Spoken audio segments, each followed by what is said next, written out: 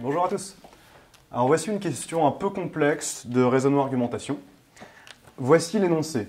Il y a 45 personnes qui font la queue dans une entreprise avec deux types de personnes qui disent deux choses différentes. Ils font donc une queue en ligne. Il y a la première personne qui émet l'affirmation suivante. Toutes les personnes derrière moi sont des menteurs. Tandis qu'il y a toutes les autres personnes qui affirment quelque chose d'autre, qui affirment que la personne devant elle est un menteur. Donc ici, j'ai représenté les deux situations avec à chaque fois ce qui se passe pour les trois premières personnes de la file. La première, la deuxième, la troisième. On va émettre deux postulats différents. Dans un premier cas, on peut avoir la première personne de la file qui dit toujours la vérité, et dans un deuxième cas, la première personne de la file qui est toujours un menteur. Si on se base sur l'affirmation de la première personne, une affirmation vraie. La première personne dit « toutes les personnes derrière moi sont toujours en train de mentir ». On va voir ce qui se passe pour les deuxième et troisième personnes et voir si ça se vérifie.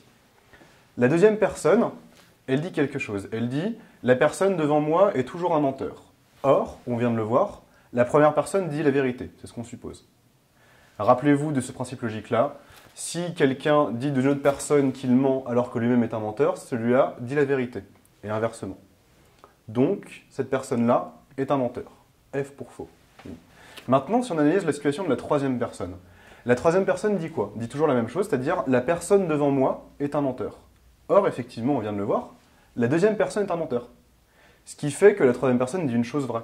Elle va donc dire la vérité. Or, le postulat initial était que la première personne dit la vérité, c'est-à-dire que toutes les personnes derrière elle sont en train de mentir. On remarque que ce n'est pas possible. Donc, le postulat de base, qui est la première personne dit la vérité, est impossible. On va donc passer à la deuxième situation. Il n'y aura que celle-là qui sera bonne. La deuxième situation est la suivante. La première personne dit toujours un mensonge. Ça veut dire que derrière, dans la suite des 44 autres personnes, il y aura des personnes qui diront la vérité et des personnes qui seront en train de mentir. La première personne dit donc un mensonge. La deuxième personne, c'est toujours la même chose. Elle dit que la personne juste devant elle est en train de mentir. Effectivement, la première personne ment. Ce qui fait que la deuxième personne dit la vérité. On regarde maintenant la situation de la troisième personne. La troisième personne dit « la personne devant moi », donc la deuxième personne, est un menteur. Or, elle dit la vérité. Donc celle-là sera en train de mentir. C'est toujours le même principe. Et là, on peut s'arrêter ici et remarquer que, en fait, on va forcément se retrouver avec une alternance menteur, vérité, menteur, vérité. Pourquoi? Parce que la quatrième personne va dire que la troisième personne est un menteur, la troisième personne est effectivement un menteur, donc la quatrième personne va dire la vérité. Et ainsi de suite. Ce qui fait qu'à chaque fois qu'on va avoir quelqu'un qui ment, juste derrière, on va avoir quelqu'un qui dit la vérité. Et inversement. Donc, s'il y a 45 personnes dans la file, rappelez-vous également que la première personne ment. Ce qui fait qu'on va se retrouver avec 22 personnes qui disent la vérité, pour 22 menteurs, plus la première personne qui dit également un mensonge. Il y aura donc 23 menteurs dans l'entreprise. Réponse C.